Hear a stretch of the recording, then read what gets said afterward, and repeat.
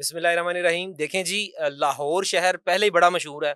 यहाँ पर बड़े बड़े नामवर नामी ग्रामी जो है ना गुंडे गुजरे हैं जनाब, बड़े बड़े जो जिन्होंने जिनके सरों पे 10-10, 20-20 कत्ल थे, 30-30 कत्ल थे, वो गुजरे हैं। और ये एक गैंग वॉर था लाहौर में चलता हुआ। एक पुरानी अगर आप हिस्ट्री उठा के देखें तो ये उसी का एक शाखसाना है कि अमीर बलाज जो टीपू ट्रकों वाला, उसका मर्डर हुआ। और उस मर्डर में कौन शामिल था, सोशल मीडिया पर भी देखा आप लोगों ने, सब दुनिया ने, सारी दुनिया ने देखा कि वो एक बात मशहूर है जो आरिफ लोहार का एक गाना भी है कि यारा को लो यार गवाचन लग पे ने। तो वो यारी के ऊपर एक जो धब्बा लगा था, वो धब्बा ऐसा लगता है कि मुआशरे की नजर में कि वो मिटा दिया गया है। लेकिन इसके ऊपर एक और क्वेश्चन है। वो सवाल ये है कि हमारे मुआशरे में पुलिस देती है तहफ्फुज। पुलिस कोई भी अगर आपके साथ ज्यादती होती है, जुल्म होता है, डकैती होती है, चोरी होती है, आप 15 पे कॉल करते हैं, जनाब पुलिस हमें तहफ्फुज देगी। अब एक पुलिस के हाथों हथकड़ी लगा हुआ शख्स वो मुल्जिम है, वो मुजरिम नहीं है। मैं ये नहीं कहता हूं कि वो मुजरिम है, या मैं किसी को चीज को डिक्लेयर नहीं करता, मैं अपना तबसरा देता हूं, मेरा अपना ओपिनियन है।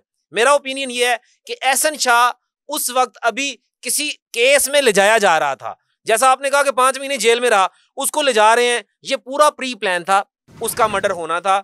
एक शख्स हैं आपके साफी, उन्होंने सोशल मीडिया पे एक पोस्ट भी लगाई थी 9 तारीख को कि जनाब ये एहसन शाह के मर्डर की तैयारियां हो गई हैं। जब भी कोई बात होती है तो वो बाहर आती है। इनकाउंटर हमेशा होते हैं, हमने ये दुनिया का अनोखा इनकाउंटर देखा। पाकिस्तान में रूल ऑफ लॉ की तो वैसे ही जंग चल रही है, रूल ऑफ लॉ तो है ही नहीं है। जजेस यहां पर महफूज नहीं है, जजेस की वीडियोस बन रही हैं। आप देख लें, जस्टिस जो सुप्रीम कोर्ट के जस्टिस हैं वो इकट्ठे हो रहे हैं, परेशान हाल हैं, वो इंसाफ की जनाब वो क्या कह रहे हैं, भीख मांग रहे हैं। ऐसी सूरत में लाहौर में जब अमीर बलाज टीपू ट्रकों वालों का मर्डर होता है, वो एक निहायत शरीफ इंसान, पढ़ा लिखा और सुलझा हुआ इंसान था। बाप दादा की दुश्मनियां चली आ रही थी, लेकिन उसने उन दुश्मनियों को आगे नहीं चलाया।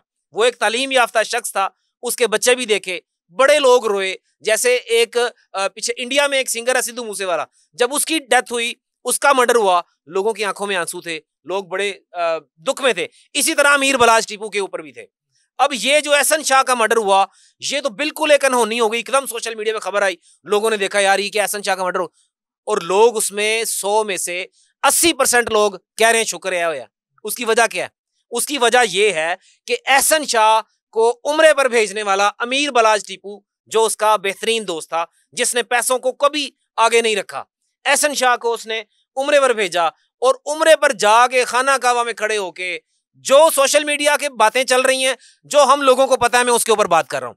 वो जनाब खबरें दे रहा था और पूछ रहा था कि तुम कहाँ हो, आज तुम सिक्योरिटी नहीं लेके आए, आज तुमने शादी पे लाजमी जाना है। तो ये सारी बातें क्या हैं? ये लोगों को ये पता चल रहा था कि एहसन शाह का किरदार है उसके मर्डर में। क्या कहना चाहेंगे जो सवालिया निशान खड़ा हो रहा है जुडिशरी के ऊपर और उन जजेस के ऊपर जिनके साथ ये मैटर चल रहा था? एहसन शाह की बेल लगी हुई थी 25 तारीख के लिए, तो क्या बात है, क्यों नहीं नोटिस लिया जा रहा, कोई बात क्यों नहीं की जा रही? क्या हर बंदे को इसी तरह उठाया जाएगा और मार दिया जाएगा? बिलाल साहब, आपके सामने ये एहसन शाह का एक वाकया है। पिछले 1.5-2 सालों से जो पाकिस्तान में हो रहा है, जो पुलिस गर्दी, गुंडागर्दी पूरे मुल्क में हो रही है, वो आपको नजर नहीं आ रही। एहसन शाह एक बंदा आपको नजर आ गया। अभी पुलिस, अभी भी रेड्स हो रही हैं, अभी भी MNAs के घरों में रेड्स हो रही हैं। उनके घरों में औरतों, खवातीन को, जब आप रेहाना डार साहिबा को देख लें सियालकोट में, लाहौर में देख लें, ये कानून की धज्जियां उड़ाई जा रही हैं। और ये धज्जियां, ये जो एहसन शाह का वाकया है, ये कोई बड़ी बात नहीं है। अदालतें बिल्कुल कमजोर हैं, अदालतों के हाथ, कहते हैं वो मुआशरा नहीं चल सकता, कहते हैं जिसमें कुफर का निजाम तो चल सकता है लेकिन जुल्म का निजाम नहीं चल सकता। जुल्म इंतहा को पहुंच गया है। एक शख्स जेल में बैठा है बेगुनाह, उसके पीछे जो अवाम उसको सपोर्ट करती है, हर उस बंदे को उठाया जा रहा है। सोशल मीडिया पे जो लोग बात कर रहे हैं उसको उठा लेते हैं, जो कोई सच्ची बात करता है उसको उठा लेते हैं।